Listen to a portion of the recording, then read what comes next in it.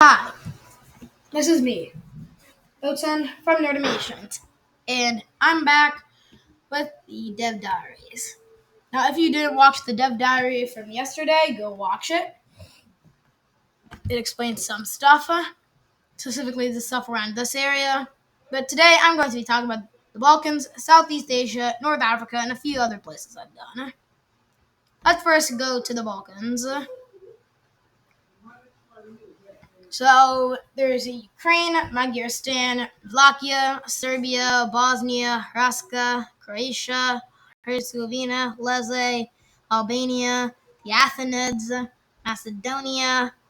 Did I say Bulgaria? And the Thracian League. Oh, and also, there's Adia and the Alan Empire. Most of these are sadly dictatorships. Except the Thracian League, they're nice. They're cool guys. But most of these countries are all equal. There's Ukraine, and a shell of its old self, now bound between the Carpaths and the Dnipro. Its east retaken by the wildlands. We'll see how those places will look like in probably the next video. It has a nice 10 major cities, and it has three major ports, which means that unlike like Iran, Anna, Anna, and most other countries. So it's you're a pretty good country if you want to play a simple fun game. That and there's Magyarstan, a puppet of the Ukrainians. And the only reason they've been able to negotiate their sovereignty is purely by paying a stupendous tax and holding a game where each of the 6 provinces sends one to Skalbox for a race. Whatever kingdom wins is sacked and burned to the ground. This area used to be a megapolis, but so far these 3 provinces have seemed to most likely win, and so get sacked. They're always old and convinced that if they lose, they also get sacked, purely just for the excitement. It's basically the Hunger Games, but in a smaller country. And there's Wallachia, a shell of what used to be Romania. Yeah, they're under the thumb of Ukraine. They still sometimes aspire to become what used to be a great nation, but their suzerain Ukraine has made sure to stomp all those ideas down. Then there's Serbia. Serbia is the most populated of the Balkan countries. Is besides Ukraine, and due to the Romanian Sea, they actually have a port in Vidin. I mean, they do have a port in Temes, but it's not exactly useful. Serbia is still under the thumb of Ukraine, but not as much. And it's the only country that has basic rights like the right to free speech, which it has to pay an insane amount of money to each year. About 60% of Serbia's economy, your GDP, goes to Ukraine each year so that they can continue keeping these laws.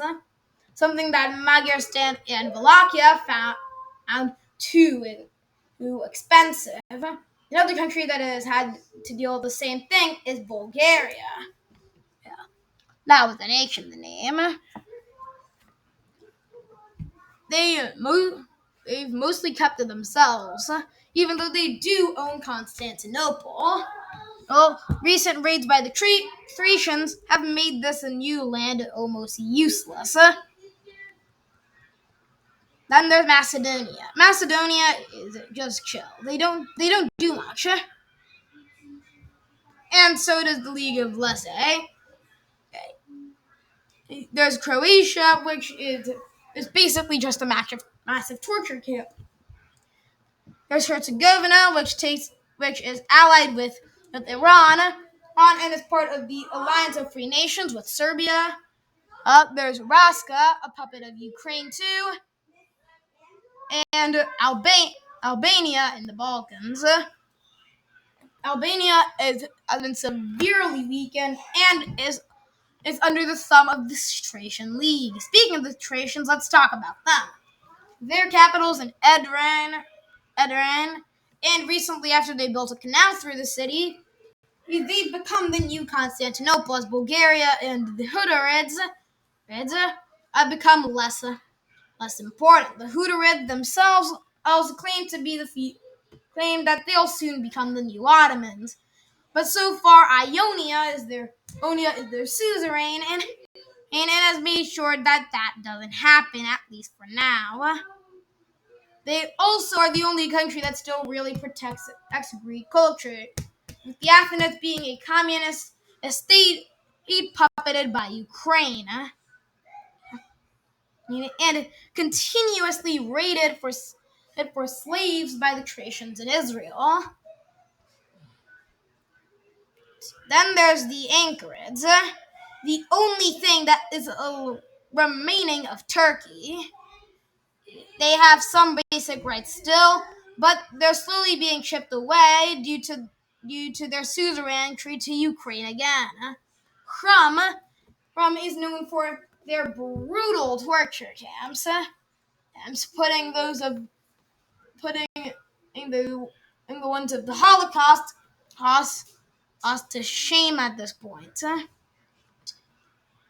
And they're basically known as the North Korea of the Middle East now.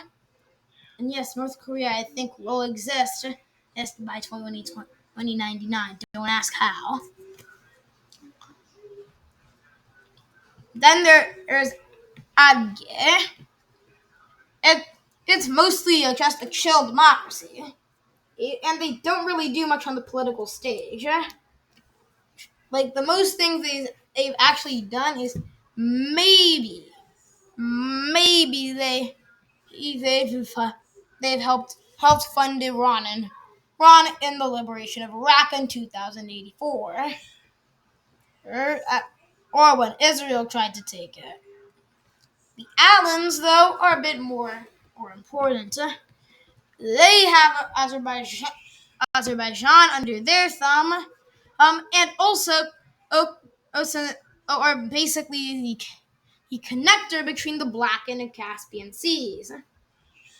Now you might ask, the Manish Strait is perfectly fine. Well, once again, you'll see why the islands are trusted with more of this trading stuff up in the next video where I talk about the rest of Eastern Europe. Okay, I might have rushed through those, but that's because I have a lot of countries and not a lot of time. Next, let's go to Southeast Asia. Here's the countries. Let's go from west to east. First, there's the Iraqi. They are a breakaway state from the Pagan, and currently aren't really recognized that often. Pagan itself is a poor backwater that used to be Myanmar. Pegu is whatever remains of what used to be the anti-junta resistance, and Yangon is just people who've gotten sick of the continuous war between Pagan and Pegu. The Shan state is a bit of a democracy, but it's still commonly people disappear in the area. Jie is just its name is totally unchanged. And they do have a bit of a relation with Laos, but they are mostly the isolationists. The Lao have gotten every rank up imaginable, and are now respected as a major power in Southeast Asia. With puppets in Siam, Kampuchea, and Cambodia. Speaking of Cambodia and Kampuchea, there are also backwaters. There's under the thumb of the Lao. Siam has tried to keep some kind of independence, but they have been mostly unsuccessful. Finally, there's Vietnam and the Cantonese Republic. These two are safe havens for anyone fleeing the Laos, the evilness of Laos. With with them having refugee camps set up in Hue and into Kamau, the last remaining part of what used to be what we currently call Ho Chi Minh City. The Cantonese, though, do have troubles that are outside of what is in Southeast Asia. In a few videos, I might actually do China, which will probably be one of the most fucked up parts of this map, due to what horrible stuff I have in store for that part. Finally, let's see North Africa quickly. There's a three. I did some nice color coding. Coptica will probably not have this color though. Except if I change it in the original map. There's Coptica is the first ones. They're basically the cops who fled the Israeli invasions, or rather were just pardoned by the Israelis. He settled out of Israel's Suez colonies. Commonly, though, Israel still comes around and raids, gets some slaves, and takes them back to be sold around Arabia, which has significantly decreased the Arab population. Then there's Fayum. There are mostly traders who go between Sudan and the Mediterranean and through the Egyptian Straits. Benghazi and Tripoli are in a war that has been going since 2031. A war that's technically the continuation of the Libyan civil war. Them and the Myanmar war have got to get new records for some of the longest wars that have existed. Y'all should make a club at this point. Oh god, the lag on this map. Tripoli focuses more on trade, and Benghazi focuses more on being evil. Next, there's the Amazigh state. They're once again chill. Now they've have a new environment to deal with the oasis, the humongous oasis is around here now allows them to actually have a large population of about 10 million. Then there's sus. Keep this away from anybody who you might think will start making random jokes about it. Their capital is sus, unsurprisingly, and they're a bit more like the Amazighs as a Berber state. Then there's Morocco, Arab Morocco specifically. I might actually clarify that sometime. Morocco mostly keeps to themselves, but is the only reason why anyone knows about North and South America existing anyways. Then there's Plumkin, and I think that's how you pronounce it. They're another dictatorship, and the same in Algiers. Tunis it's more of a mercantile state, and they just chill around. I might soon give out the map chart or script for this, but that will probably be in like 1 or 2 more videos. I'm also planning to make slideshows for those for the focus trees. But anyways, he's me. He's, please like and subscribe if you liked it. Give me your feedback. Act on it. What do you think about the coastlines, and the borders? How these countries act, and please, if please watch my other videos if you like this one. Thank you and goodbye.